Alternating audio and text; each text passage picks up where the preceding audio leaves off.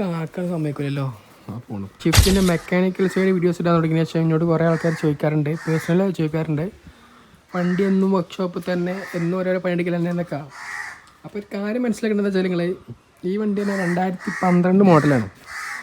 അപ്പോൾ ഓൾമോസ്റ്റ് ഇത്ര വല്ല ബൈക്കായി കാക്കാൻ സമ്മതിക്കില്ലല്ലോ. ആ പോണു കുതിര.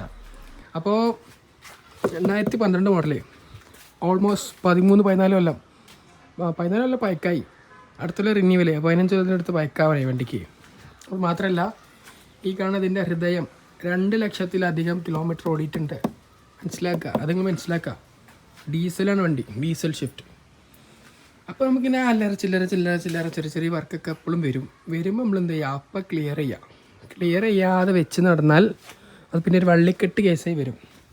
ഈ വണ്ടിയുടെ കാര്യത്തിൽ വരികയാണെങ്കിൽ നമുക്ക് ഹെഡ് ഓഫീസിൽ നിന്ന് അങ്ങനത്തെ കാര്യത്തിലൊക്കെ ഭയങ്കര സപ്പോർട്ടാണ്. വണ്ടിക്ക് എന്ത് വന്നു കഴിഞ്ഞാൽ അപ്പം തന്നെ ക്ലിയർ ചെയ്യാൻ പറയാറുണ്ട്. മാഷാ അല്ലാഹ്.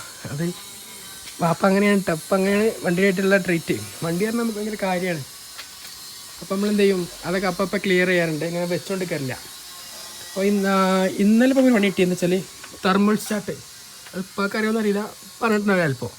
പണ്ട് പഴയ കൊണ്ട് വർഷമായിട്ട് റെഡി. അതായത് തെർമൽ സ്റ്റാർട്ടിന് വീണ്ടും ലീക്ക് വന്നു. ഒരു പ്രാവശ്യം ക്ലിയർ ചെയ്തതിന് പിന്നെ ലീക്കായ ഇത് കൂളൻ്റെയൊക്കെ ഒലിച്ചങ്ങനെ പോകും അടിയിൽ കൂടെ. അത് എഞ്ചിൻ്റെ അകത്ത് പോണ ഏരിയയാണ്, വെള്ളത്തിൻ്റെ അല്ല എഞ്ചിൻ്റെ അകത്ത് കൂളൻ്റ് പോണ ഏരിയയാണ്. അപ്പോൾ അത് കംപ്ലൈൻറ്റ് ചെയ്ത് മാറ്റി രാവിലെ കൊടുന്നു വണ്ടി. പിന്നെ അതല്ല നമ്മൾ ബ്ലൂടൂത്തൊക്കെ അവിടെ വരിക കേട്ടോ, ഓട്ടൊക്കെ കൊടുത്താണ്, അന്ന് വൈകുന്നേരം ആകുമ്പോൾ കിട്ടും. അപ്പോൾ പോയിൻ്റ് ഇത്രേ ഉള്ളൂ. വണ്ടിയും എന്തേ പണി എന്നാൽ അപ്പം ക്ലിയർ ചെയ്യാം. പിന്നൊക്കെ വെച്ചാൽ എന്ത് ചെയ്യും, വലിയൊരു വള്ളിക്കെട്ടായി മാറും. നമ്മൾ നോക്കിയിട്ടുണ്ടെങ്കിൽ വണ്ടി നമ്മൾ നോക്കും. അപ്പോൾ അതാണ് ഇതിൻ്റെ ഒരു ഇത്. ഓക്കെ.